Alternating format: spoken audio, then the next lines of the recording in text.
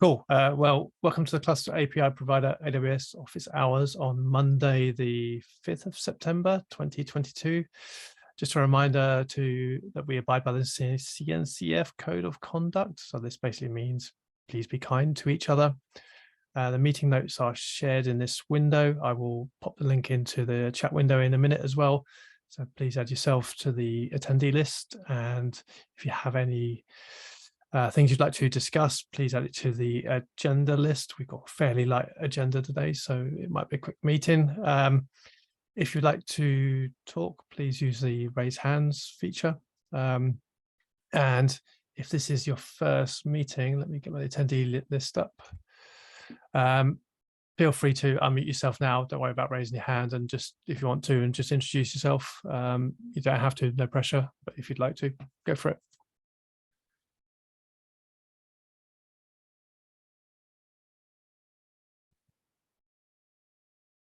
Cool, I will move on. I'm just gonna put my name there as well.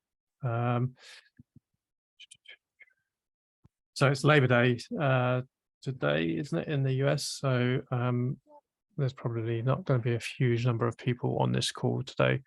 But yeah, cool. So PSAs, Sedef is off today, but she wanted me to relay the fact that we're going to be opening up main for V1 Beta 2 this week. And as part of that, we will probably pause merging or freeze merging into main while that work is done for 2 or 3 days. So that will hopefully be done sometime this week or by the end of the week. So we had a couple of action items from last time. Avnav, we were just chatting about the periodic job for the image creation and Prow, weren't we? So yeah. I don't know if you want to repeat yourself for the recording. Yeah. So I haven't really been able to kind of test the workflows themselves, although we have like a rough idea about the script that will be running for each of the periodic and like the scheduled as well as the pre-submit and the post-submit jobs. But the bigger issue, at least on my end, is that I don't know of a way in which I can locally test all these workflows, even if I had like created a full-fledged repository with the workflows in themselves. Yep. So yeah, I might need some helps or inputs on that aspect. Yeah. Okay. Yeah. So yeah, like I mentioned, there is a way that you can test Proud jobs locally just with kind. So it's not particularly well documented, but it does work. So I've used that with some changes to like our CI type jobs to make sure that they do run under Proud. So we could arrange something to go through that if you want, if that would help, and we can put it in the channel just if anyone else is interested as well to join. Yeah, sure. So like in this meeting itself or like another like scheduled meeting? Probably in another scheduled meeting later in the week. I just need to dig my notes out if I'm honest. I've reinstalled my desktop, so a lot of my notes are on my thumb drive. So yeah, if you give me a day and then we can do it tomorrow maybe. Yeah, sure. That sounds great. Cool. I will take that as an action item to do that.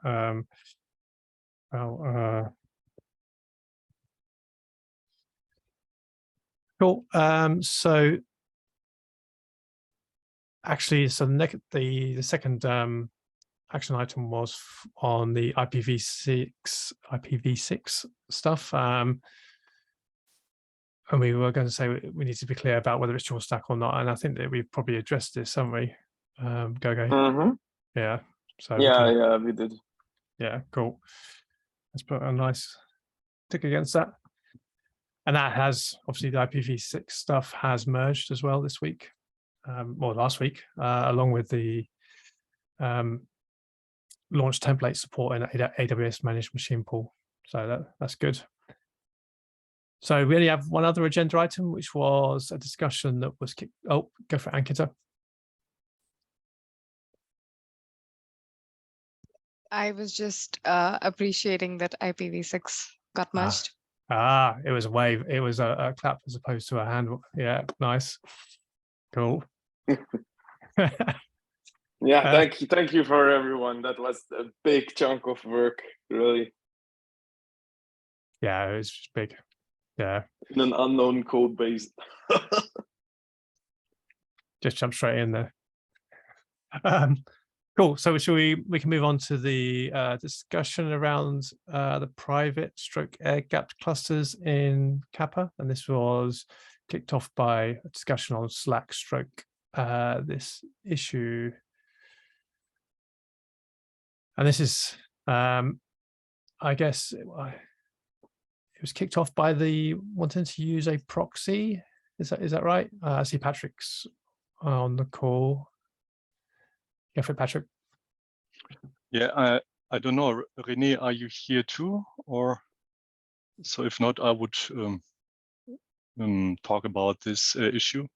I am here, but you can start if you want. No, it's okay. Please start.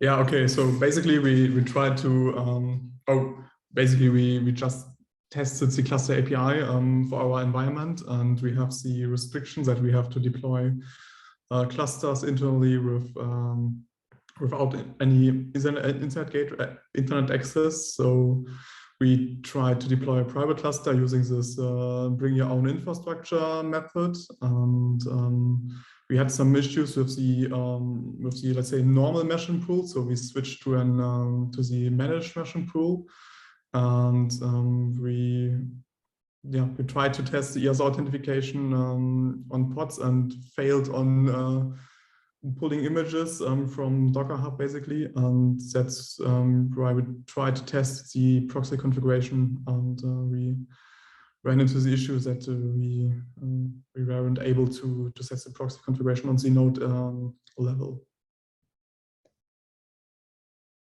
Yes, interesting.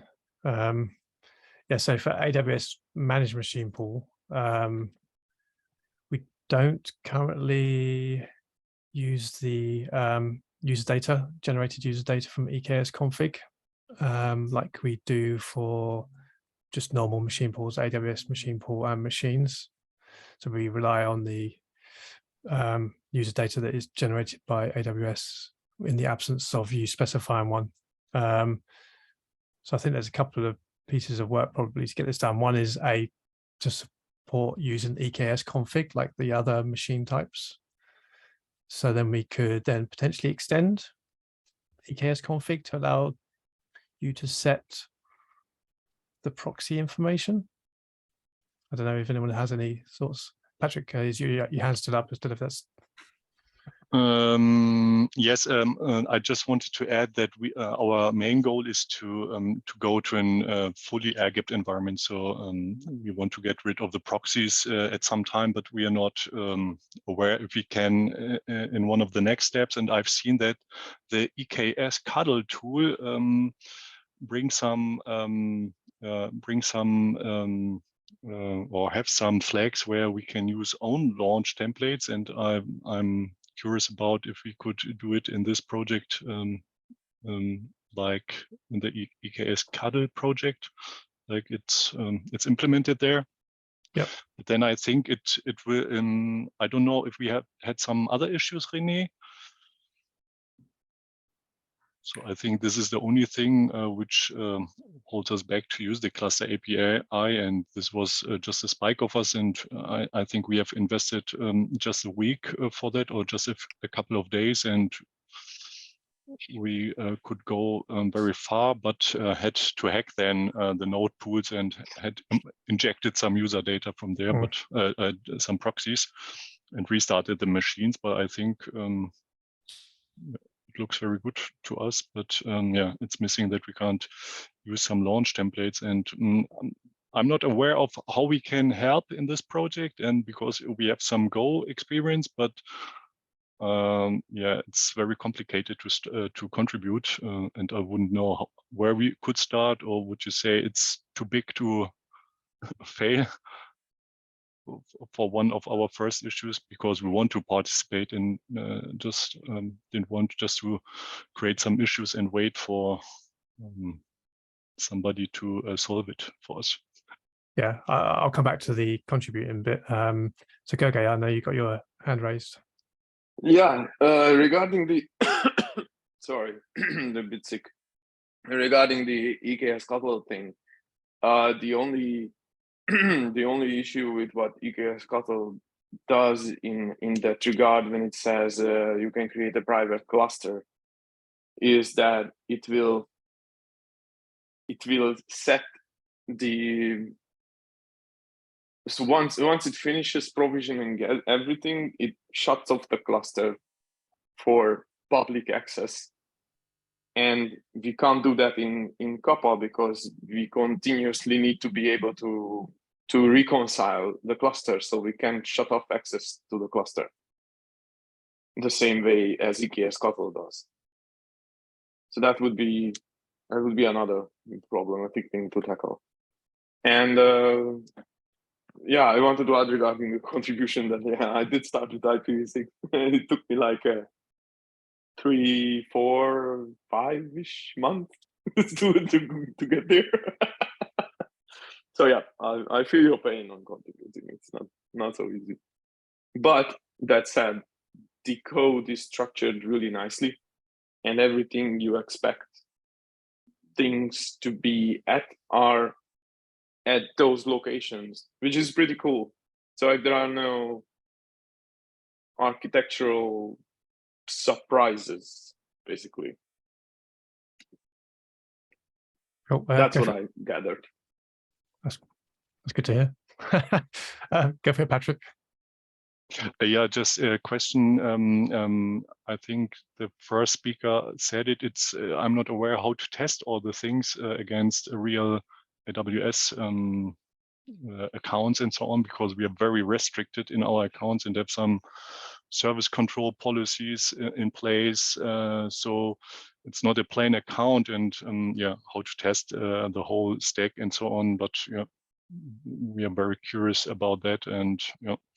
And another thing was that we have some transit gateway attachments, which would be great if we could create it on while creating a cluster. So if you are not using the bring your own cluster infrastructure, instead of creating a VPC with a transit gateway attachment.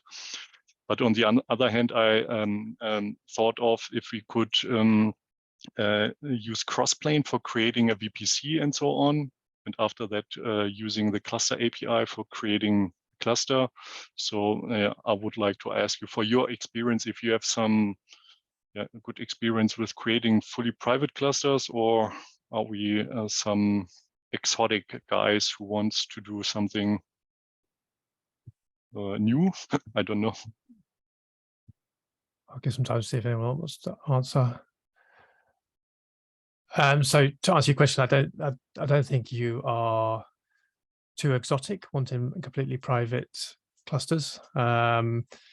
It's not, I guess it's not the general use case for Kappa as it stands. So there is, you're running into some issues. So we use Kappa with some of our customers, and they go basically what you said. They use a mixture of Crossplane and Kappa to then do the provisioning. So they basically bring up all of the infrastructure exactly how they want it using Crossplane, and then Cappy takes over then. But I think there is a lot of work we could do to make the private clusters a reality. And I think that the point that Goge mentioned as well is really important as well, that the Cappy management cluster always requires to be able to connect to the child or the workload cluster it creates. So that it reminded me of another issue that we've had with someone that we've worked actually, about how to set up like VPC peering and things like that. If there was something we could do in Kappa, or whether it's just more of a documentation thing. So I think there's the transit gateways attachment as well is also interesting. Okay, go for it. Yeah, and I just remembered that we also you need Kappa needs access, because every 15 minutes it generates a new token in the Q cluster config for the workload cluster, which it needs to be able to generate Otherwise, you can't access the workload cluster. Yeah, that's true. That's a good point. So I guess how do we want to go about this? Do we want to? So we have this issue here where user data is not used for AWS managed machine pool. I think is one thing we need to work on. Anyway, we should be having consistency across all the machine provisioning. Then did we want to create a new, I was going to say epic, but another issue for completely private clusters and note down all of the tasks that we think are in there that are needed, or discussion or something like that, just so we capture everything in one place? Yeah, that sounds good. Yeah. Okay. Let me just. Ooh. So.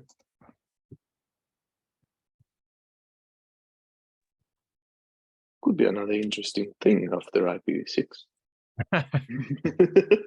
Yeah, go for it. Yeah, so I think there's like I said, I think there's a number of issues, separate issues floating around, but if we could just try and all collate them and get a good view, then maybe we can come up with a plan to tackle this and get it done. And actually, Patrick, on the topic of contributing, there are people that would help you and guide you through if needed. We did do a couple of YouTube videos that are still around and available, but also we're more than happy to just jump on calls and get you started if you want to actually contribute as well. Cool. So that's the plan of action then. Anyone else have any other topics for discussion? Oh, so it's going to be a quick meeting today. Going once, going twice. Last time, cool. All right. Well, actually, we've got some time. I can pause this meeting so we can put the office hours to an end. But if anyone wanted to stay on and do some issue triage, then it might be a good time. We could do like 15-20 minutes of issue triage. Cool. And then I'll pause the recording, and then for everyone else that's leaving, speak to you in a couple of weeks. Anyone interested in issue triage, feel free to stay on the call.